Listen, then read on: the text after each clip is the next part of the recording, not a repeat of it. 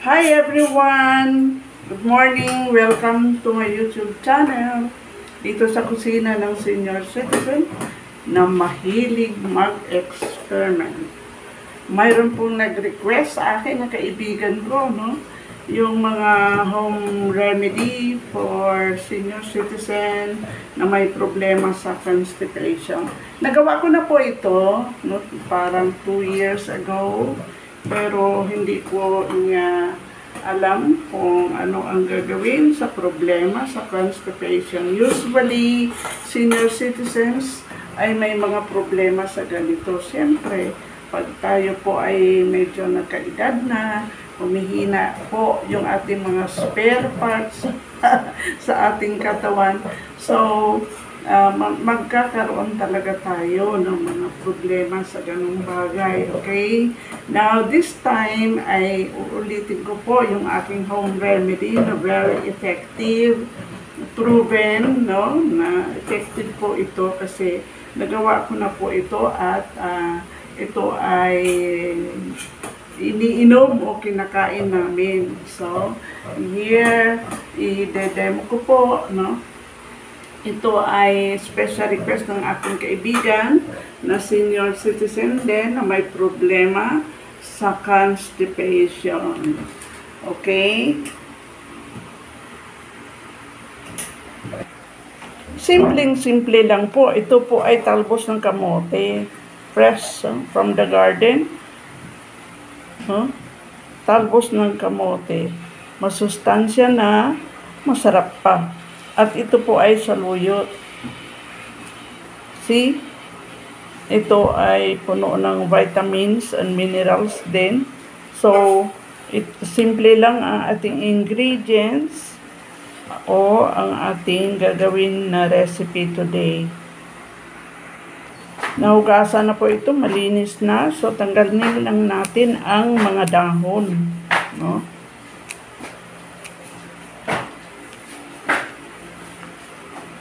Kahit sinong senior citizen, kahit sa mga apo nyo, pwede na gumawa ng ganito, no?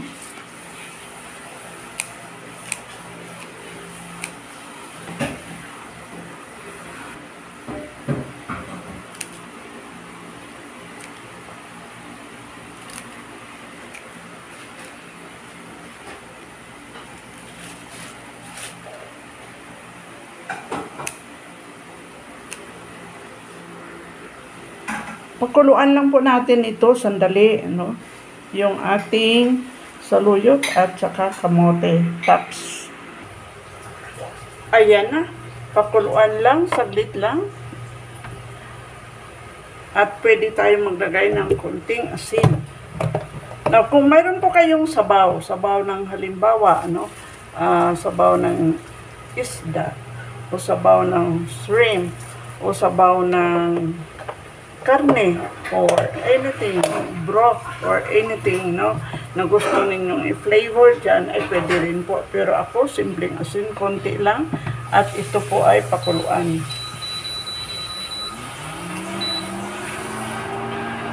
Huwag naman sobrang lantang-lanta or overcook, no? Yung tamang-tama lang po, pagkulo, ay pwede na natin gawin sa next process. Ayan, kumukulo na. Shout out nga pala sa aking kaibigan na senior citizen dyan. Lalo-lalo na kay Ate Baby, kay Flor, kay Agnes, kay Cora, kay Gloria, at marami pang iba. Hindi ko ma-mention lahat ng pangalan ninyo, no? Pero alam na ninyo yan kung sino kayo. Ayan, kumulo na. Taste natin. Pwede po kayo mag-add on ng any vegetable na gusto din ninyo. Sarap. Patayin na natin. I-off na natin ang ating apoy. At ito ay palamigin ng konti. Pag medyo malamig na, ilagay po natin ito sa ating blender. Kasama yung kanyang sabaw.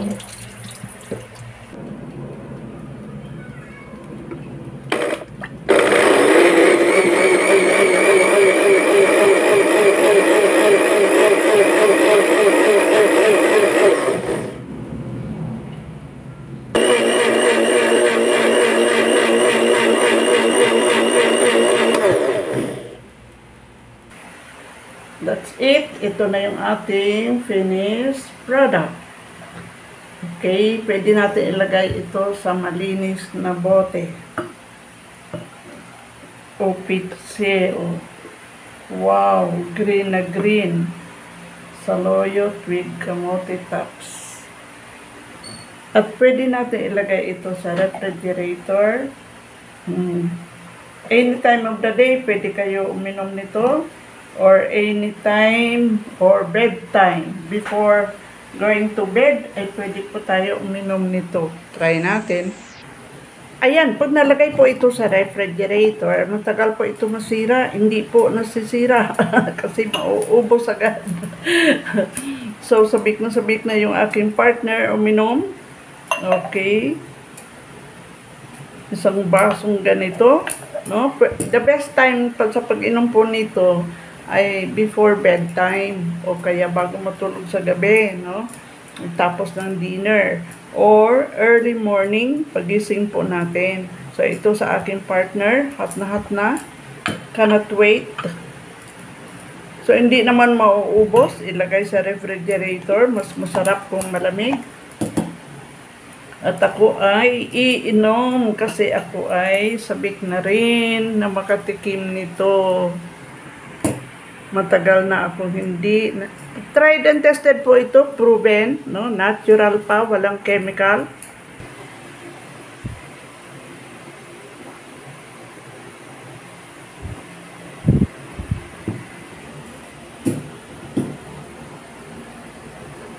Toast to that.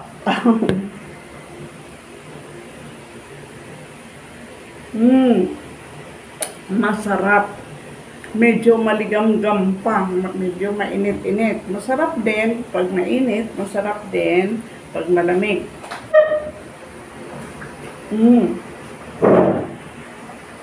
Thank you for watching my vlog. Bye-bye. God bless us all. Ate baby, ito na yung sagot sa problema mo.